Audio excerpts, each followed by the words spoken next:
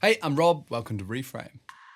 Creativity is a cycle of death, rebirth, and reinvention. This is the birth of a new you. Creative burnout is the moment your creativity dies. Choosing how frequently you rest determines the intensity of rest you'll need. As humans, we oscillate between contraction and expansion constantly. We can pick the frequency at which we oscillate. So creative burnout is a slower oscillation. It's spending too much time working at a high intensity, and it leads to an equally long and intense crash.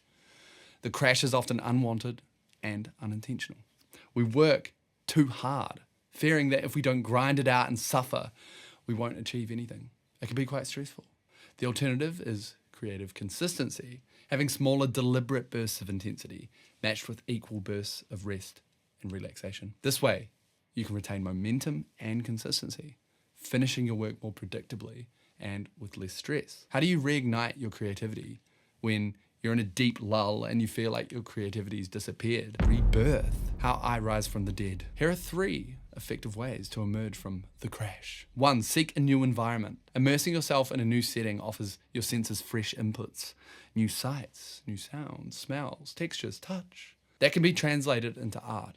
It can be as simple as taking a guitar to a park and writing a song. Buy or borrow a new piece of equipment. A new instrument provides an opportunity to play with sound, explore the unknown, and learn something new. Recording or writing with a beautiful new tone can inspire unexpected results and pull you out of the dreary, monotonous contraction you might have been in. 3, set a challenge with a friend. Create accountability. Write a certain number of songs in a specific time frame and send them to each other as you write them. It could be every night for 30 days. You could even do a one-night production challenge where you produce something in the theme of an ocean. Seeing what they create can inspire you to be more creative and seek different creative directions. Once we emerge from stagnation, we have the opportunity to reinvent ourselves. Artists constantly reinvent themselves over time. Seekers of knowledge and truth push through old ideas to make room for new ones. And when an artist does this, their change in perspective is reflected in their music. Another slice of their personality is revealed and formalized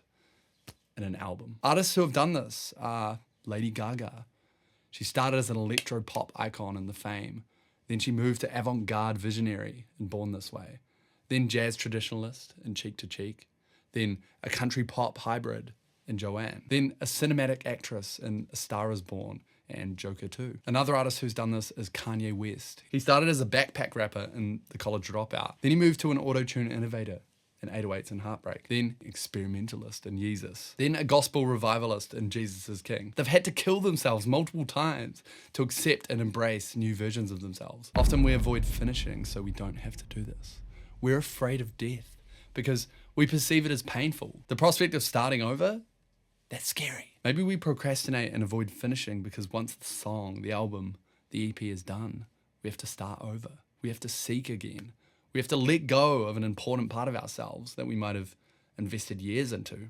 It dies for us, so it can be given to our audience for them to birth their own meaning from our art. It's the death of a part of ourselves and the invitation for birth to occur again. And so the cycle continues. I'm alive.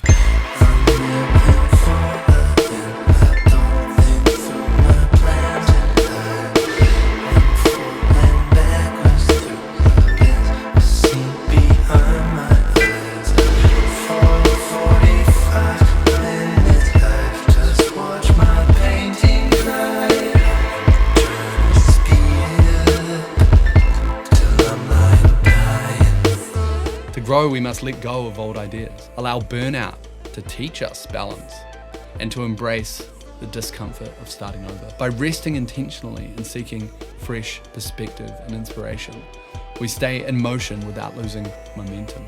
So embrace the process, trust the cycle, die a little bit inside. Thanks for watching Reframe. I'm Rob. Bye for now.